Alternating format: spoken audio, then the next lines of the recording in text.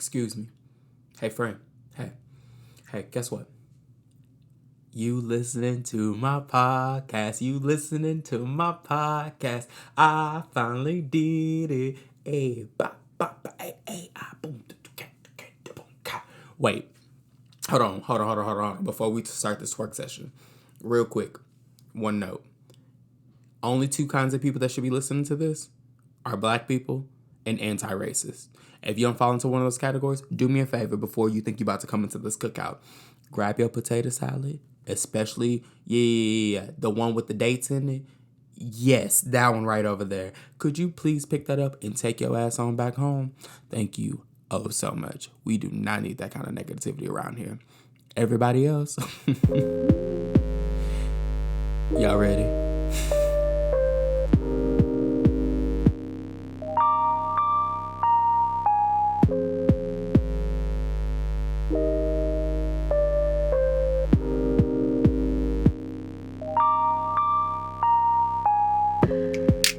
All right.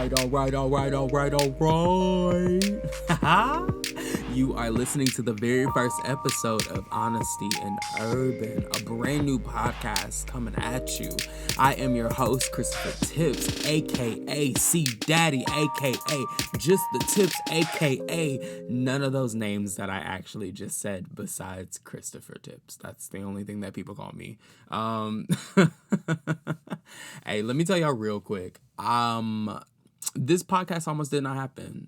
And it's definitely because of the reason that you would think if you know me, which is I waited to the last minute to go looking for a microphone. But in my defense, I was on YouTube. I looked up at all the, the real fancy ones to the real cheap ones. And I listened to like about an hour worth of 5-minute YouTube videos telling me which microphone. And by the end of that, I figured, I found one. This is the one that I want.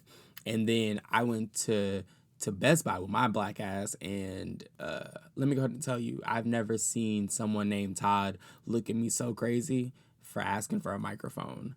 But little did I know that the empty wall behind Todd was where my microphone would have been probably 4 months prior to that. But since COVID happened, apparently now everyone wants to be a podcaster. So yeah, got on Amazon, found a microphone that I was like, cool, this is plan C. This is the one that I'm gonna get, and it's gonna hold me over. That was supposed to be here about 9 hours ago, and yeah, let me just go ahead and tell you that it did not come today.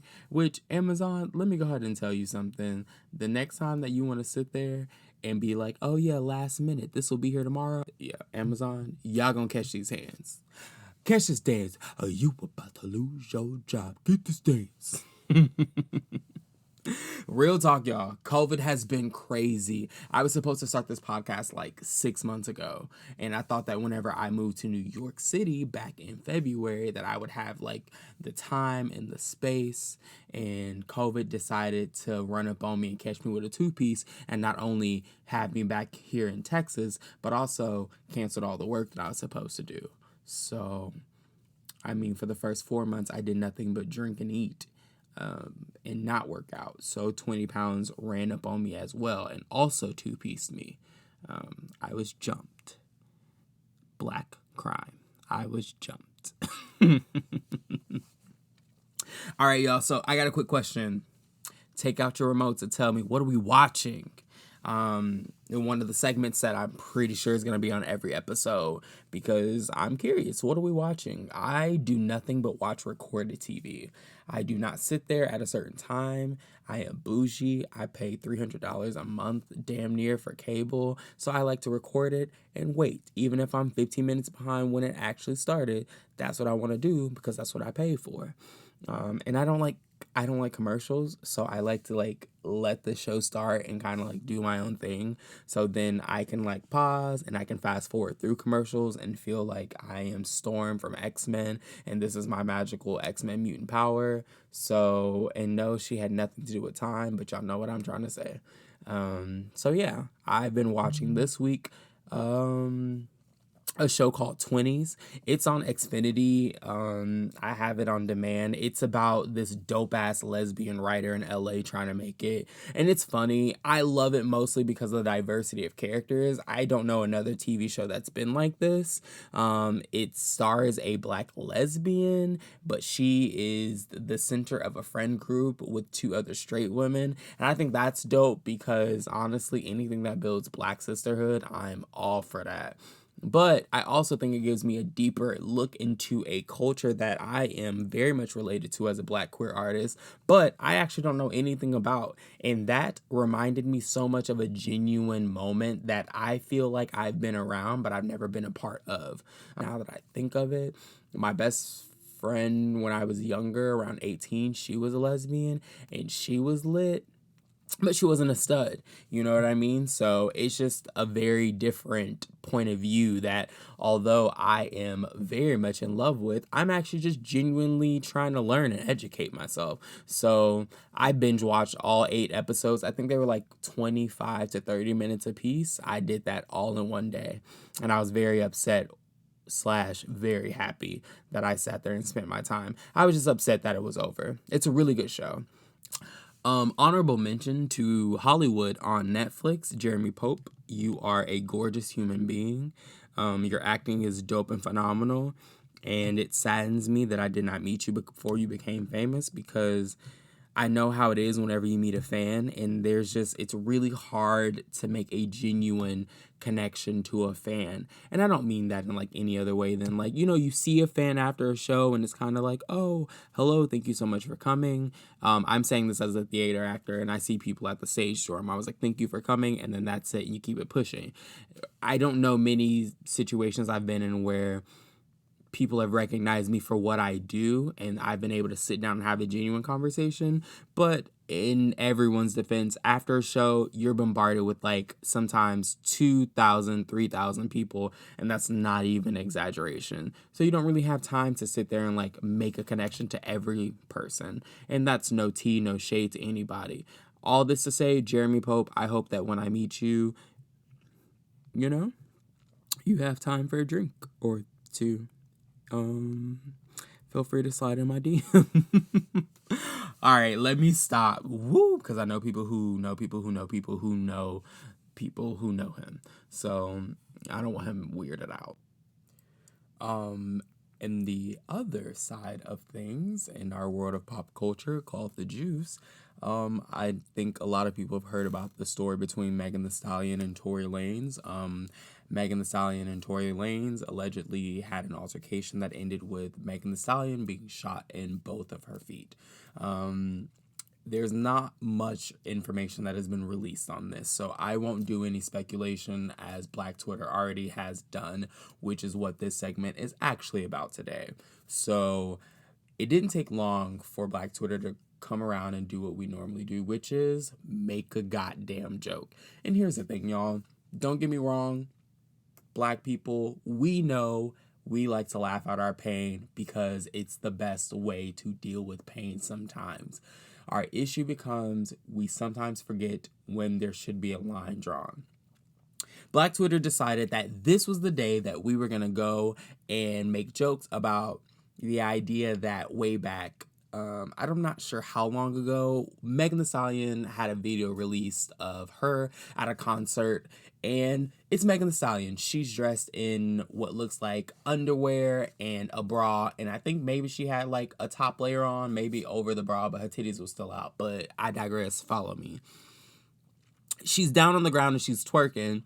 And there does seem to look like something that might be hanging or dangling between her legs. And people decided, like, let's run this joke that she's trans and that those were her testicles that slipped out and she didn't know. Here's my thing. Let me quickly debunk this myth. She is literally 5 feet away from the closest audience member. At most. No one ever freaked out. You don't see anyone freak out, look left, look right. No one points, no one screams. Megan Thee Stallion doesn't try to touch herself. None of that. So here's my thing, y'all. What makes you feel like she's trans and that she wouldn't have known if she had that kind of slip? I'm bamboozled. Y'all kill me. Like, for real, chill. relax. Relax. I don't get it, y'all. Why was this the first thing we went through or went to? And here's another thing, too. Why was this the response to this girl being traumatized by this event? Do we not know when to chill? Do we not even know how to chill? Really side note, shout out to all my 90s babies that whenever we were online and we were meeting people on MySpace and somebody would be like, hey, what you up to? And I'd be like, chillaxin'. Bruh, yo, we should have been told to chill then because that also was not appropriate. But back to Megan Thee Stallion. Y'all, it's not funny. It's not funny. As a black man, I'm sick of hearing about my black women being killed, being abused, being trafficked. I'm sick of all of it. But more so than that, I'm sick of trans women being at the bottom of the totem pole and this idea that it's okay for them to go through whatever because they're not really human. And let me go ahead and tell y'all right now, if you and any part of you feels like there's some justification to any trans person receiving any kind of abuse that they did not deserve, you should go now. And I'm sure there's potato salad waiting for you at the front door. I don't have much to say about this. It was just a really heartbreaking story. I remember back in the day when we went through the whole thing with Rihanna and Chris Brown, that too didn't sit right with me. And still to this day, don't get me wrong, Chris Brown is a very talented artist, but like I still sometimes just have to like pause and be like, God damn, bro, you really did do that. And it's not the fact that he did it, and like it's not the idea that he couldn't grow from anything like this. I think for me, it was the idea that later on, Chris Brown still had issues with women who publicly came out and were like, nah, y'all, he is on some other stuff. And it was after the documentary he made that he publicly addressed what he did to Rihanna and like the whole, like, I'm a different man and stuff. Y'all remember that, what was it, VMA, MTV performance where like he did that like Michael Jackson tribute and everybody was like, Chris Brown is a new man and all that. It sickened me, but like this ain't even about him and his light-skinned devil ass. Not all light-skinned people are the devil. He just so happens to be trashy to me. That's my own opinion, and we won't go too much further into it because, I mean, it is what it is. Megan Thee Stallion, get better. I'm glad you're okay. I'm glad that you told us in your IG live that no bullets brought you any permanent damage. Apparently, it didn't hit any tendon. It didn't hit any ligaments or bones. So, like, I just think that's dope that she's okay. But I do think it just sucks that this girl has gone through so much from losing her mom, her grandmother. Now she has to deal with this humiliation. I mean, just like, bro, it's crazy. And then to top it all off with like now she got to battle trans rumors, which is so stupid. And we did this to Sierra. You remember we were talking about Sierra and the idea that she might be intersex, and it's just crazy because it's like, y'all, Sierra popping out babies left and right. And again, it's just the fact that y'all, we ain't even make time to go back and be like, I'm so sorry, Sierra, like we were wrong. It's just like they're just supposed to take it because they're celebrities, and that's just not how being human works. And again, it's the same idea with Black Lives Matter and this idea that white people are like, well, maybe if you would have just, sat there and taken the officer's abuse, we wouldn't have had to shoot you in the face and murder you on camera. So it just trips me out that 1 minute we're like, yo, Black Lives Matter, rah, rah, rah, rah, rah. But then the next day, one of our own goes down and we're like, ha, ha. I don't know. Look. I know there are nuances and I know there are different perspectives and I know people have things to feel and say, but really sometimes the best thing to say is nothing at all. So yeah, there's that. I'll be right back, y'all. We're going to take a really quick break. I'm going to go get me something to drink. And when we come back, we're going to hit our final say-sos, our final topic, our final goodbyes. And then I'm going to kick y'all out of my house because y'all ain't paying bills here. Be right back. All right, y'all. Well, we are here at the end of our show, and we're going to wrap it up with a couple of things that I would like some people to take away. First things first, thank y'all. Like, grateful am I right now to really just be sitting here. I don't know, maybe it's 10 people listening, maybe it's one person, maybe it's my mom. She probably gonna skip around to the good parts, and then, she can give me a really nice summary. I know my mom, and Mom, I love you. But I really just want to say thank y'all because I waited too long to do this. Originally, I was supposed to sit here and talk to y'all about my weight loss and how I went vegan, vegetarian for a week and how I lost blah, blah, blah, blah, blah, blah, blah, blah, blah. But I lost my uncle last week and I'm still trying to process it. I'm sad, I'm hurt, but at the very same time, I am grateful because there was a lesson that I was blessed enough to be able to learn, which was I don't have much longer to wait any longer. And whenever I say, like, by accident and by fate and by happenstance that I reconnect with my aunt right before my uncle passed. And I don't know if she even has really sat down and thought about this, although she has 1,000,010 things on her plate with, dealing with my uncle's passing or her husband. It was crazy to me that, like, it just so happened she popped up on my Facebook a couple of weeks ago, and then she been popping up and she been liking my stuff, and I was just like, man. And you know how, like, all of a sudden her feed and your algorithm and stuff, and I reached out and she needed my help with, a little project of getting my uncle to be able to sleep a little bit longer and a little bit more peacefully, and I make CBD cookies, and it just random, and it could have been anything in the world, but just the fact that within days my uncle was gone, it made me look at myself and go, what if you would have waited a second longer? And it also made me look at myself during these last couple of days of being in promotion, and I did a photo shoot, and I've been connecting with, different creatives and really just putting myself out there because honestly, I've always been scared to step up to the plate. You know what I mean? Being in theater, I've always imagined being the lead, and I remember, thinking to myself, like, I'm gonna be this guy and I'm gonna get that Tony, but I never was really confident enough to put myself out there. There's not one audition I've ever been to where I've sang a song in confidence and sounded as good as I do in my restroom by myself. And y'all know what I'm talking about, when you're by yourself and you do that amazing thing and you just like, okay, cool. So this can't happen in front of a room full of people who judge me and sign my paycheck. Cool. But I don't know who needs to hear this, but don't wait too long to reach out. To reach out to family, to reach out to friends, to reach out to your goals. You know what I mean? Like, start that adventure. I mean, the first step is preparation. Know where you want to go, know what it's going to take for you to get there, and be honest with yourself. Can I do this? The answer is yes. But then the next question is, do I have it in me?